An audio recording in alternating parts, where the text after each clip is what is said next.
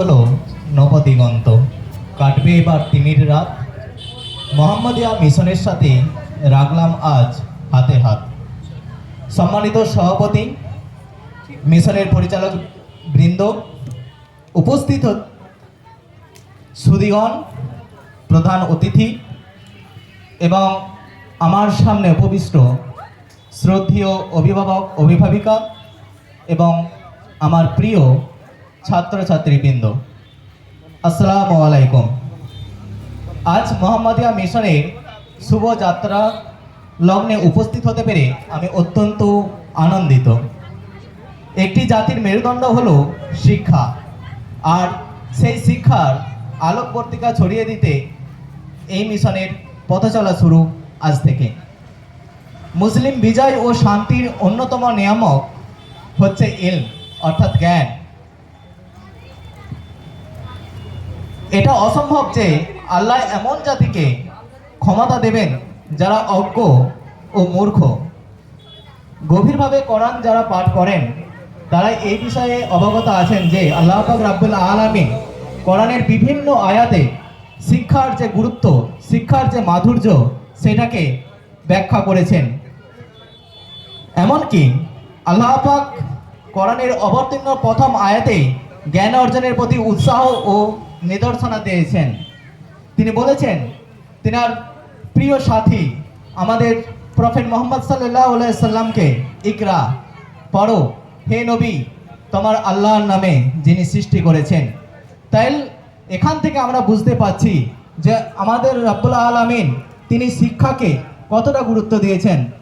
তিনি ইকরা মাধ্যমে শুধুমাত্র কোরআনকে পড়তে বলেননি, কোরআনের সাথে সাথে যত জ্ঞানকে এখানে প্রাধান্য দেওয়া হয়েছে, সেটা জ্ঞান হতে পারে সামাজিক, অর্থনৈতিক, তারপরে বিজ্ঞান, ঠিক আছে, সমস্ত কিছুর ওপর তিনি গুরুত্ব দিয়েছেন। এছাড়াও কোরআনের ইলমকে মূর্খতা ও বিভ্রান্তির বিপরীত বলে উল্লেখ করেছেন।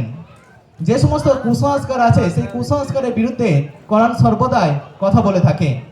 আল্লাহ রাব্বুল আলামিন বলেছেন, এদের জিজ্ঞাসা করো যারা জানে এবং যারা জানে না তারা কি পরস্পর সমান হতে পারে।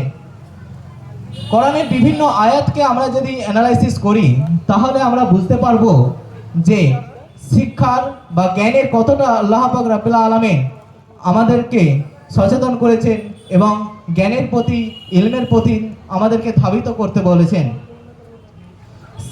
আমাদেরকে মনে রাখতে হবে শিক্ষা মানে কেবল পরীক্ষায় পাস করা বা ডিগ্রি অর্জন করা নয়। শিক্ষা হলো মানুষের ভেতরের মনুষ্যত্বকে, বিবেককে এবং মানবতাকে জাগিয়ে তোলা। আমাদের প্রিয় নবী সাল্লাল্লাহু আলাইহি সাল্লাম বলেন, জ্ঞান অর্জন করা প্রত্যেক মুসলিমের জন্য ফরজ। মোহাম্মদিয়া মিশন এমন এক শিক্ষার পরিবেশ তৈরি করতে চলেছে যেখানে দ্বীনি শিক্ষার পাশাপাশি আধুনিক শিক্ষায় শিক্ষিত হয়ে আমাদের সন্তানরা আদর্শ মানুষ হয়ে দেশের বিভিন্ন প্রান্তে একটা ভালো পজিশনে চলে যাবে ইনশাআল্লাহ। একটি শিশু দিনের অধিকাংশ সময় তার মায়ের সন্নিকটে থাকে। এখানে মা হচ্ছে তার প্রথম শিক্ষক এবং একটা পরিবার হচ্ছে তার কাছে প্রথম বিদ্যালয়। তাই মায়েদের কাছে আমার অনুরোধ যে আপনার শিশুকে সর্বদাই সব দিক থেকে খেয়াল রাখবেন। তার সন্তানকে আপনি সময় দেবেন শুধুমাত্র পড়ার টেবিলে নয়। কারণ হচ্ছে আপনার যে আদর্শ, সেই আদর্শ আমাদের ছাত্ররা, আমাদের শিশুরা যতটা দেখে শিখে, শুনে তার থেকে অনেক কম শিখে কিন্তু। তাই আমাদের আমাদের আচরণ, আমাদের আদর্শ যেন শিশুদেরকে একদম সুন্দরভাবে গড়ে তোলে, একটা সুন্দর মানুষ তৈরি করে। আর